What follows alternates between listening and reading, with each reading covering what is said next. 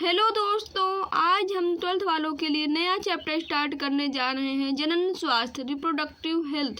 इस चैप्टर के प्रत्येक टॉपिक को एक एक करके प्रतिदिन समझाया जाएगा। चलिए आज जानते हैं कि क्या होता है जनन स्वास्थ्य। जनन स्वास्थ्य में जनन अंगों की स्वच्छता व उनके सही प्रकार से कार्य करने को देखा जाता है। जनन स्वास्थ्य के अंदर क्या होता है? जनन अंगों की स्वच्छता और जनन अंग सही ढंग से कार्य कर रहे हैं कि नहीं, उनको देखा जाता है। लेकिन WHO के अनुसार, WHO का full form World Health Organization के अनुसार, जनन के सभी पहलुओं सहित, यानी कि जनन अंगों की स्वच्छता, उसकी देखरेख के साथ संपूर्ण स्वास्थ्य जैसे शारीरिक, मानसिक, भावनात्मक, व्यवहारात्मक एवं सामाजिक स्थिति जनन स्वास्थ्य कहलाता है। WHO का कहना है कि जनन अंगों की देखरेख, उनकी सुरक्षा, इसके साथ साथ पूरे शरीर का, संपूर्ण शरीर का ध्यान रखना ही कहलाता है, ही जनन स्वास्थ्य के अंतर्गत आता है।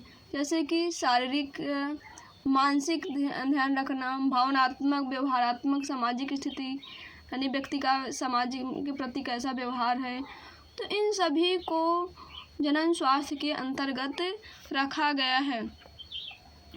जनन स्वास्थ्य को ध्यान में रखते हुए विश्व में भारत ही पहला देश है जिसने 1952 में परिवार नियोजन यानी कि फैमिली प्लानिंग योजना नियम बताया।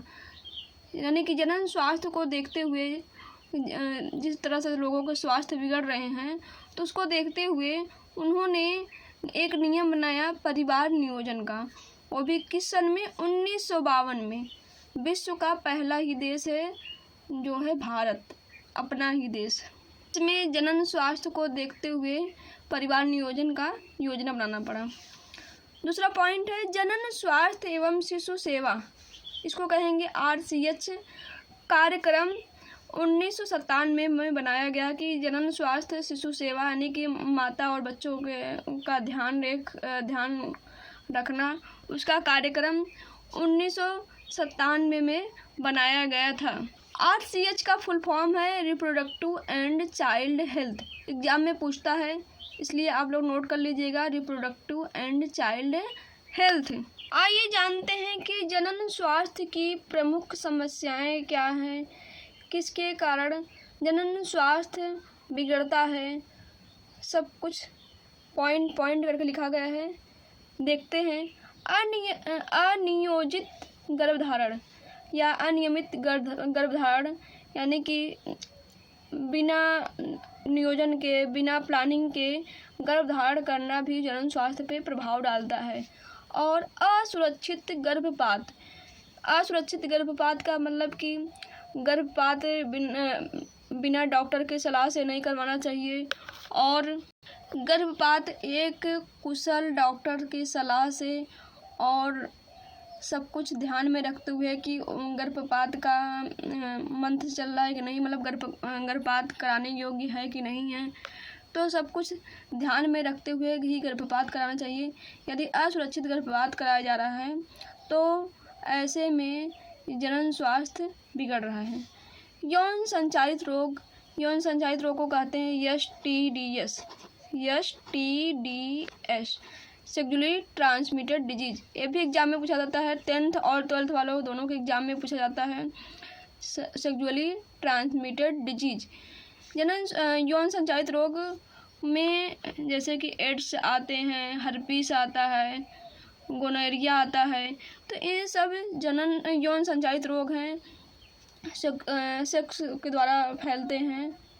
यौन संचारित रोग यानी कि सेक्सुअली ट्रांसमिटेड डिजीज भी जनन स्वास्थ्य पर बहुत ही प्रभाव डाल रहा है, क्योंकि बहुत से लोग हैं अपने पार्टनर के अलावा अन्य लोगों से संबंध बनाते हैं, तो ऐसे में सब लोग नहीं जानते हैं कि कौन व्यक्ति किस रोग से ग्रसित है।